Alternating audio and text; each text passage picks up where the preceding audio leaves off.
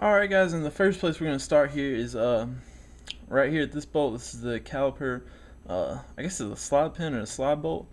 And we're going to take this one off and then this one right here off. And then after that we'll take a flathead screwdriver, stick it in there behind the backing plate of the pad. And then we're just going to pry, so hopefully that'll compress the piston and the caliper back a little bit. So then we'll loosen this up and then we'll slip the caliper right off, and we'll be looking at the pads after we do that. So that's a 14 millimeter bolt there. You gotta get so 14 millimeter, and let's do it. Alright, and here's another quick tip for you guys who don't work on cars a whole lot. Whenever you got a bolt that's on there pretty good, instead of trying to roughhouse with it too much and just, pulling on it, even though this ratchet is long enough where I probably could just pull on it, but you can just kind of bump it there a little bit, and then see, I've already got it started there, so makes life easier. Also, a really long ratchet helps a lot too. This is a pretty expensive ratchet. This was about $110 ratchet. You don't have to go that crazy. Sears, I think you can get a good CRAFTSMAN ratchet for like 30-40 bucks. It always helps out. More leverage, more power. So yeah. Alright, and just getting this last caliper bolt off, and yeah, if you're lucky, it'll just slip off just like this one is. But it's still a pretty new car, pretty low mileage. But if it is stuck on there and it's not wanting to move, what you're gonna do is I'll just use the rotor there. But as you can see, I'm sticking my long flathead screwdriver in there, and the proper tool would be a pry bar. You never want to use a flathead screwdriver to pry, but it's okay.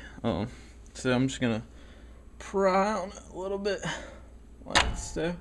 There we go. And now you can see it's a lot looser than it was, and that actually gives you a jump start on compressing the piston back. So go ahead and just set that off. You don't want to just let it dangle. It's not good for the brake line hose there. So now we're right here at the pads, and I'm gonna go ahead and those actually look pretty good. My mom said she needed new brakes. Lots of times when people say they need new brakes, they don't really know. They just might hear noise.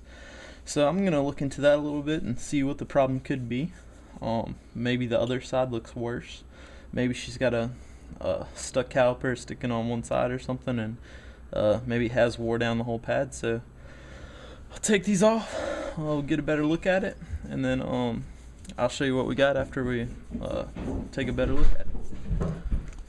Alright, so I got a closer look at these brake pads here, and I talked to my mom, and she said that she actually took it to a shop and they said that she needed new brakes.